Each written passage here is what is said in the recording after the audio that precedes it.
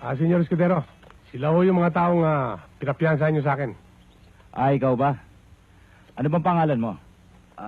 Manila Boy ho. Manila Boy. Bakit? Ilang araw ka na ba dito sa Maynila?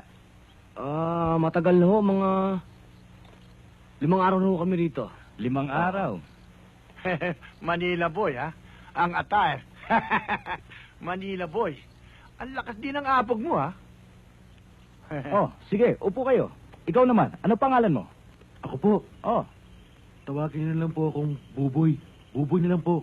ayun. Teka muna, ano i-assess mo? Si Buboy. Si Buboy?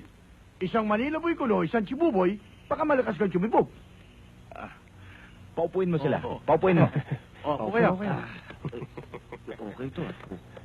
Oy, Manila Boy kuno, kutsyon yan, ha? Hindi bas. Manila Boy. Mukha yata sa sinakulo ka nagtatrabaho. Mahaba ang buhok mo, para kasi sakay. Opo, paminsan-minsan po ako po lumalabas sa si Judas. Hudas.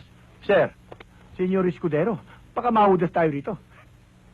Alam mo, Gonzalo, yan ang hirap sa'yo eh. Sa kakainom mo ng kape, nagiging nervyoso ka. Manila Boy. Alam mo ba ang trabaho ang pinasukan mo? Kung may pagagawa ba ako sa'yong mabigat na bagay, gagawin mo. Bako po, lahat po ng gusto nyo, gagawin ko po. Ngayon, kung magagalit po kayo sa antipatikong to, gusto nyo patayin ko na ngayon to eh. Oh, Good. Oy, Senyor Escudero, mali yata napiyansa nyo. Hindi sa jail galing to, kundi sa mental.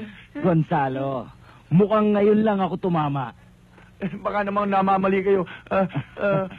Senyor Escudero. Relax ka lang, akong bahala dyan.